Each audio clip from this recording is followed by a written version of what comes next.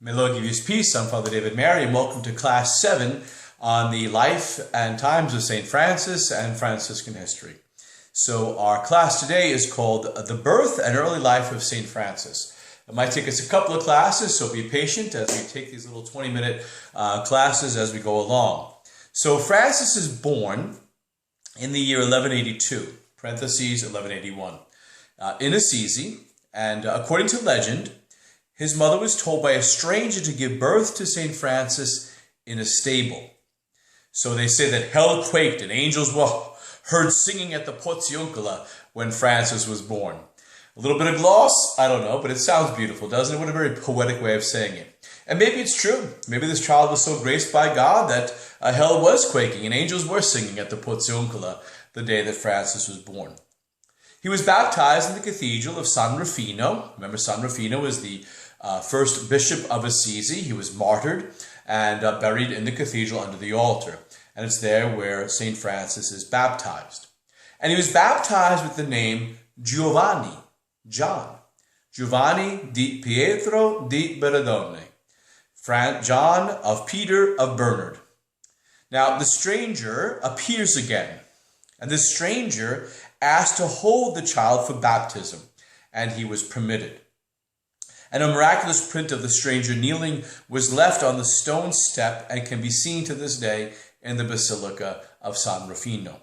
Now, at this time, a beggar appeared at the Bernardone house just after Francis's birth. And after being given leftover chicken, he insisted on seeing the baby. And holding the baby, he prophesied. He said, "Today, in this city, 2 babies were born. One of them will be among the best of men, and the other the most evil." Now, this other man that this prophecy was about could have been the wicked Azzolino de Navata. But, okay, people say, oh, well, that's a kind of a strange little story. Is this really true? Well, the story of this event comes from Fra Niccolo of Assisi, Brother Nicholas of Assisi, who heard it from his mother. And his mother's home was attached to the Bernardone's home. So Nicholas heard it from his mom, and his mom heard it from Francis's mom. And so that's how that story got told. And so it does have quite a connection to truth, you know. So we hold on to that. Upon his return from a very successful business trip in Champagne, France, Pietro, Francis's father, Pietro di Bernardone, renamed his son Francesco, Frenchman.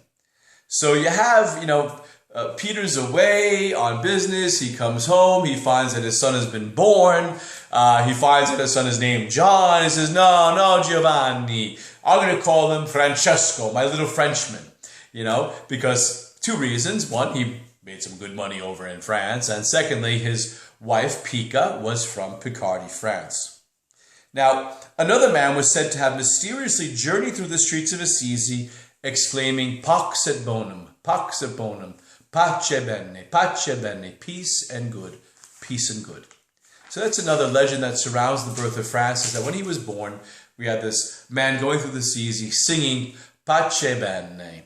You'll notice many friars will say that phrase, pace bene, peace and good, pax et bonum.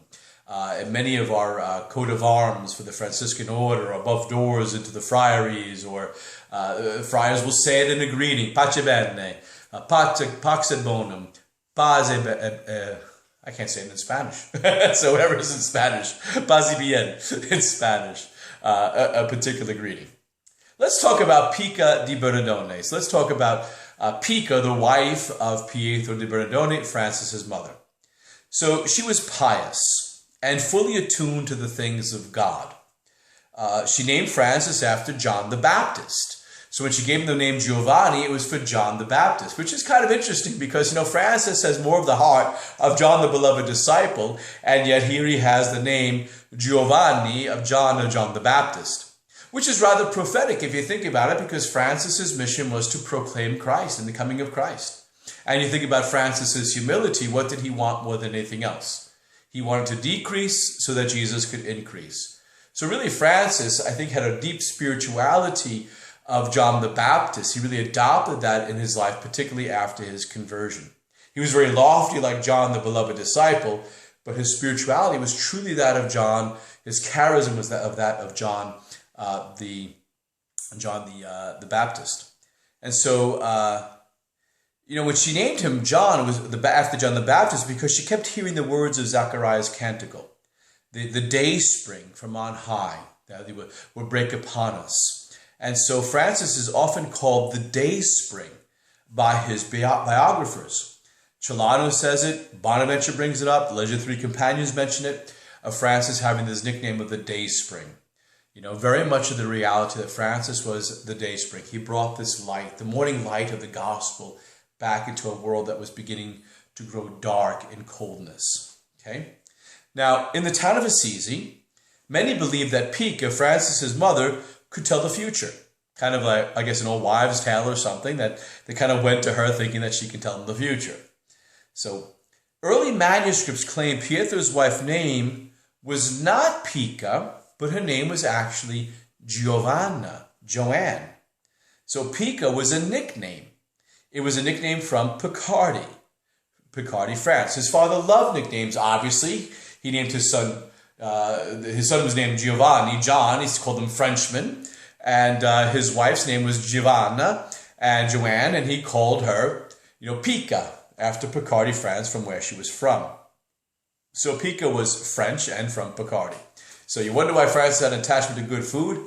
He's half Italian, half French. That mix, we're going to have a delicious appetite for good tasting food. Okay? Now, Francis had a younger brother. We never hear about him. There's only one mention of him in all of the biographies we read of Francis. He had a younger brother named Angelo. And Angelo had a grandson named Ceccolo. Ceccolo is a derivative of Francesco. Doesn't sound like it in English, but in Italian, it kind of makes sense. It flows. Okay. Now, Angelo had a great-grandchildren, one named Francesco and one named Francesca, who became, respectively, a friar minor and a Poor Clare. So he had a great-grandson who became a friar, Francesco, and he had a great-granddaughter named Francesca who became a Poor Clare nun. So obviously, it was running in the family. He also had a great-grandson named we mentioned Francesco. Okay. So he had a son, Angelo had a son named Giovanetto, whose daughter he named Giovanella, and a great-grandson named Giovanni. So we know about Angelo's children, grandchildren, his great-grandchildren, that, he had some fame because of his connection to Francis, and the children had a deep connection to the friars, as we'll see. So Angelo became a merchant like his father, Pietro. So another son of Angelo was named Picardo, and he became a secular Franciscan, and he served the friars as their procurator. So even though Angelo had a very, very hard time with his brother Francis and wanted nothing to do with Francis, particularly after his conversion, his son Picardo becomes a very good benefactor of the friars. His great-grandchildren become Poor Clares and friars, so they keep involved with the life of the fraternity. Now, the school of San Giorgio, let's talk about Francis's early life, take a little transition here. The Church of San Giorgio, this was a Benedictine monastery there, or I should say the canons of the cathedral school, and Francis went to school there and also San Nicolo. So there they taught grammar, rhetoric, and how to serve Mass. They taught Latin. So that's where Francis would have learned his grammar, his rhetoric, and how to serve Mass, is where he learned his Latin. So the church stood outside the city walls during Francis's day. So the school was sheltered the poor at night. So after they left school, they would open their doors to shelter the poor. So that sense of serving the poor was part of Francis's education, you could say. After he was done learning his Latin and his grammar, his rhetoric, he would leave, and then the canons of the cathedral who served the school would open the doors, and in would come the poor. So that must have made a deep impression on him, because we see even before his conversion, he has a deep affection for the poor. So their house was very close to a monastery, the Bernardone house. So living so close to the monastery of San Paolo and San Nicolo, Francis would have learned his scripture from them. So it would be the Benedictine monks where he would have learned his scripture. And Francis had a great love of scripture. I mean, he must have at some point really memorized it, drank it in, because His writings are just filled with scripture. I would say Francis never had original thought. Basically, he just has a flowing pen of scripture quotes that he sews together. Now, the Bernardini house was connected to these two monasteries inside the city. So his religious studies were done in San Nicolo. And there he learned the songs of chivalry and martyrdom of St. George. Now, this is important because Francis really loved the whole concept of chivalry. So when the monks are teaching these stories of chivalry and so forth, Francis soaks it in. He brings it in deep inside of himself and becomes part of his desire to be a great knight, and that becomes transferred into his spiritual life as he begins the friars. And that's where he learns also about the martyrdom of St. George. A very important part of his formation is understanding the martyrdom of this great and beautiful saint, St. George. So some of the historical events during the life of St. Francis. The fall of Jerusalem happened in 1187 when Francis was 5 years old. October 2nd, 1187, Jerusalem falls. After 84 years of Christian rule, Jerusalem falls to the Muslims under Saladin ruler. The Assisians went into great prayer and fasting. This must have made an incredible impression on St. Francis because he has a great love for Jerusalem. He wants to go there. He wants to convert the Muslims. So his little 5-year-old, it must have been very impressive for him to look around and see his entire city mourning the loss of Jerusalem to the Muslims. Francis' answer to that will be to go to the Muslims and to convert them. And actually, he'll work out a deal with the Muslims. It'll be rejected, but, Francis went there with that desire. And again, just simply putting, it made a great impact on him. Now, Emperor Frederick Barbarossa, the Redbeard, he reconciled with the new Pope Clement III and left for the Holy Land. He defeated the Muslims at Iconium, but he drowned before reaching Jerusalem. So that, that whole event of the loss of Jerusalem and the inability to take it back. Little side step, in 1193, St. Clare was born. So you see, Francis is much older than St. Clare. He's 11 years older than St. Clare. A lot of our contemporary movies like to show them the same age. They grew up together. There's one movie done, Francesco, about 10 years ago. It shows Francis and Clare having this really weird relationship. Whenever you see these relationships, movies that show these kind of boyfriend-girlfriend relationships between Francis and Clare, this kind of like flirtation between the two of them, throw it away. It's not a good movie. Francis and Clare had a very chaste and holy relationship. There was a large age difference of 11 years. And so anyway, just be cautious of that. So Clare's born in 1193, but due to rebellions against the feudal lords, Clare's family, the nobility, had to move to Perugia in 1198. So Clare's family actually leaves Assisi when she's 5 years old, and she does some of her growing up in Perugia, the enemy city of Assisi, where all the feudal lords took refuge after they were thrown out of Assisi because of the rebellion of the merchants, of which Francis was a part. On January 8th, 1198, again, Francis is 16 years old, when Pope Innocent III is elected Pope. Now, some of you have been alive for the election of popes, the excitement of all of that. And so, for Francis, there'll be great excitement as a 16-year-old hearing that there's a new pope that's been elected. And a great pope at that, Innocent III. 1195, 3 years before that, Emperor Frederick II was born in Assisi at the La Rocca Maggiore, at the great castle. Now, if you've seen Assisi, you have that big hill. The top of the hill, there's that castle. That's where Frederick II was born. It's an emperor's castle. And so he was baptized in San Rufino. It was in the same baptismal font where both Francis and Clare were baptized. So think of the impression that would make on St. Francis being 15 years old and the emperor's son is born in your city at the castle at the top of your hill. I mean, that's awesome. So that must have been a great impression on him, just being in the midst of that cultural event in his own time. Now, at the age of 14 or 15, 1195, 1196, Francis entered the cloth trade. He was very prudent in business.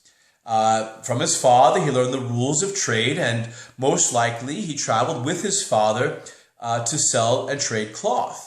More than likely, he went to Champagne, he went to France. And actually, Francis will talk about When he was in France as a young man, he noticed the devotion that the French had to the Blessed Sacrament. And because of that, he had a great love for France later in his life. But it made an impression on him as a young man traveling with his dad to France. He was great at making money, but they say Francis was better at spending it. So he was a very wise businessman, but money burned a hole in his pocket. He was much more whimsical and less thrifty. He lived above his station, rushing pell-mell into pleasure and throwing away everything he earned on feasts and sumptuous clothing. So he kind of liked the flair, and he liked the money. He's a rich man's son, and he lived like a rich man's son. He had no problem spending his dad's cash. He had a very his youthful personality. He was an exuberant youth. He had a joyful vivacity. He had an uncalculating liberality. He just had this kid who just was out there. Joyful, alive, exuberant, friendly. So he lived with great extravagance and showy eloquence, they say. Great extravagance and showy elegance. He loved great feasting, and he loved fine eating. And after a while, he would only eat specially prepared foods and only off of the most best china.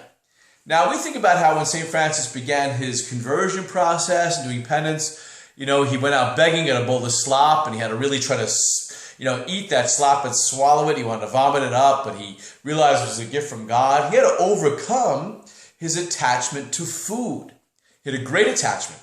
And even throughout his life, he would always mix some ash into his food because he knew if he gave himself an inch, he'd take a yard or he'd take a mile, Now, he never imposed that on the friars, thanks be to God.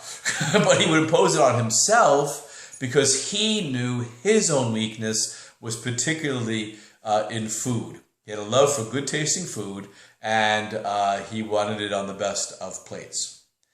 So he can always be found running around with his friends. They dubbed him the Prince of Revels.